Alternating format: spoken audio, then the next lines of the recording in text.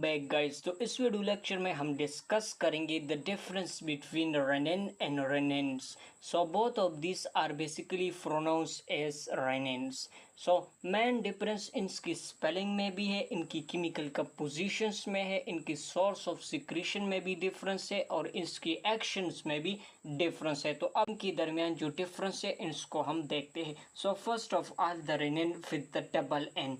तो ये हमारे पास क्या है, ये बेसिकली एक एंजाइम है।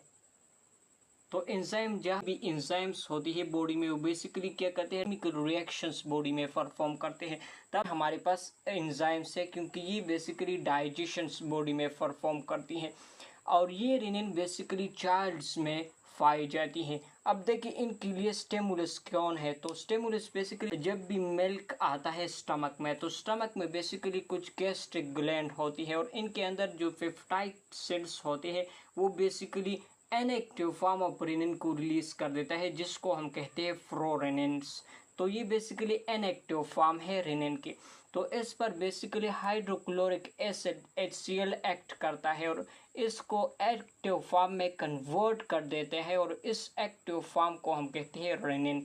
और ये रेनिन जब रिलीज होता है तो ये बेसिकली मिल्क के अंदर जो प्रोटीन्स है जिसको हम कहते हैं केसीन्स, तो ये इन केसीन्स प्रोटीन की डाइजेशंस करता है। So this is the first one, that is rennins.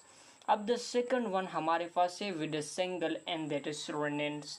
तो ये बेसिकली हमारे पास हार्मोन्स है कि एक्ट करता है एज ए एंजाइम्स।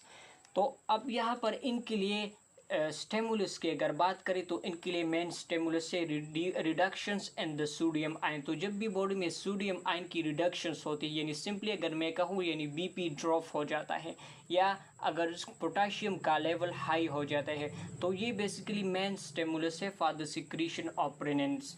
तो एफरेंट और ट्रियोल्स जो कि ग्लोमेरुलस के एंटर होते हैं, तो ये बेसिकली इनके बेसिकली वाल में कुछ स्पेशलाइज्ड मसल सेल्स होते हैं और वो बेसिकली डिटेक्ट कर देता है इस रिड्यूस सोडियम लेवल को। तो यहाँ से बेसिकली एफरेंट एट्रियोल्स के वाल से रिलीज होता है रेनिन्स, जो कि एक्ट करते हैं as a enzyme.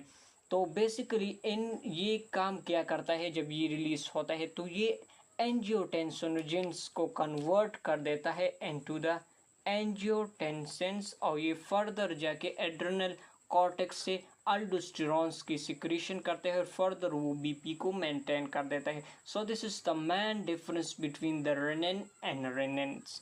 Thank you so much.